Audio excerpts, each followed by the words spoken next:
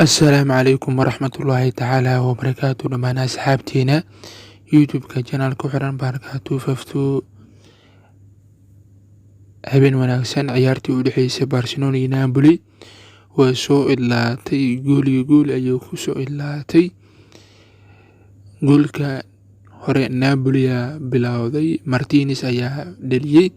kadib ciyaartu waxaa hal ka dhigay Antonio Griezmann ugu dambeyntii ciyaartii caawa Barcelona iyo Napoli gool ayuu ku soo ilaatay Barcelona natiijo fiican ayay haysataa lugta labaad lagu ciyaari doono garoonka Camp Nou Stadium ciyaarta caawa waxaa jaale labaad qaatay Sergio Busquets lugta labaad lagu ciyaari doono Camp Nou seegi doona sidoo kale Vidal ayaa laba jaale isu xigta ciyaarta qaatay kadib roose la siiyay lugta labaad Barcelona iyo Napoli lagu ciyaari doono Camp Nou oo seegi doona aragtidaada ka soo dhiibo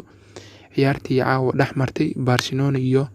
Napoli gool ku soo ilaatay dhanka komitiga noo soo reeba aragtidiina waana mahadsantihiin.